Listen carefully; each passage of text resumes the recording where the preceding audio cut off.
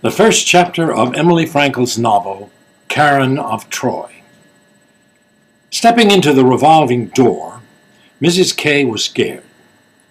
What does a grown-up lady do? Despite panic, she does what's expected of her. Digs in her purse for her admission ticket, rereads the instructions, 12 noon, mezzanine room 101. Though she knows where to go, whose voice is it that prods her to quit procrastinating, find her bearings, and proceed? Her husband's. And that reminds Mrs. K of the list of questions from the divorce lawyer that's in her purse. The thought of the divorce propels her like a bat out of hell across the hotel lobby. No doubt about it, Mrs. Sidney K was very nervous. She was hot and cold in the June noonday sun that poured in from the skylights above. Heart beating in her throat, she had difficulty swallowing. She could barely catch her breath. With each step toward the bank of elevators, she fought the impulse to turn and run for her life. Her skirt, crackling with electricity, was climbing rudely between her legs. Trying to straighten it, she caught a girl in torn jeans giving her the once-over. Read the girl's mind. Yucky dress, poor lady. She blinked to banish the girl, blinked to focus on the hotel's welcome sign that said GM Conference, LSAT, Senior Citizen Forum. Mrs. K entered the elevator. Two boys in torn jeans, followed by the girl in torn jeans, crowded in. Obviously, they were headed for the law school's admission test. When the elevator opened, there was already a crowd, a line. Dozens of young people checking watches, smoking, though the sign said no smoking, and others were sitting on the floor, bent over the test preparation booklets. It was 11:25 a.m. No official, no ticket taker was at the door of 101. Mrs. K rooted in her purse, making sure she had the pencils, pencil sharpener, driver's license with the photo ID. She reread the instruction sheet. Seats will be assigned. Number 2 pencils only. No eating, no drinking. A skinny girl turned to Mrs. K and said, "Wonder where the John is." Glad to do something, Mrs. K pointed to the sign. "I'll hold your place in line." Skinny girl said, "I think this is the line for the law school tests. LSATS. Yes. Mrs. K sensed the girl was more nervous than she was. Skinny girl said, ultra-politely, "I think the senior citizen gig's on the 2nd floor." Oh. It took a second, 2 heartbeats, to muster a smile and hold up her ticket to prove she belonged there. The boy standing behind Mrs. K said, "Hey, lady," and pointed.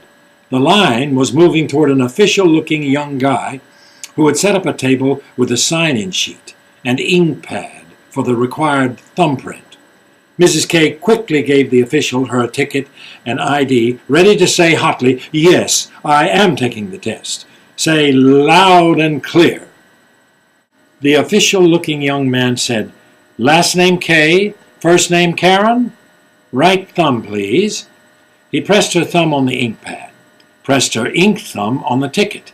"Seat 36. Keep your ID handy. Good luck, Karen." "Thank you." Mrs. K turned away quickly so he wouldn't see that his friendliness had touched her. See how teary, trembly she was. Room 101 was filled with tables and numbered chairs. Seat 36 was in a shaft of sunlight. A girl was in seat 37, filing her fingernails. Mrs. K said, "Hi." The girl didn't look up as Karen sat down. Karen dug for her reading glasses, arranged her pencils and pencil sharpener, estimated there were 50 chairs. Half were filled. No one looked very grown up. Number 35 arrived. With him, a sweat smell. A shrimpy-looking kid, no more than maybe 14. Her watch said 11:40. She took out the divorce lawyer's list. He wanted numbers, spouse's age, how long married, how many children. Numbers, numbers. The shrimpy kid set out a small clock with numbers too small to read. Her watch said 11:51. The room was filling up with stale smoke, underarm deodorant odor, noise that pressed on Mrs. K, closed in around her like a wool blanket at the beach, catapulting her back in time. Little lost Karen. Hot sand. Coney Island striped umbrellas. Where, oh, where did she belong? Not here. Not there. No place was home, with familiar faces, comforting arms, Sydney's arms. When was the last time? New king-size bed that he'd never slept in. Mrs. K jammed the lawyer's questionnaire back in her purse. Suddenly there were 3 officials in suits. One rang a bell, the other placed a gray folder in front of each person. Wincing as a young man slapped a folder on her table, she mustered a smile. "Thank you." "Your smile makes me smile, darling," said darling Sydney. 100 years ago. A minute ago. The bell ringer said, "Remember, no blackening of answer spaces after the time is called. No erasing, no transferring answers from the test booklet to the answer sheet once the time is up. When I ring the bell, start." What does a lady in pain do? A lady with insecurities galore about her age, the state of her waistline, the difficulties she's having remembering phone numbers. What are her options? If she's in her 50s, about to be dumped by the man she's lived with for years and years, what can she do when her little girl self is utterly terrified?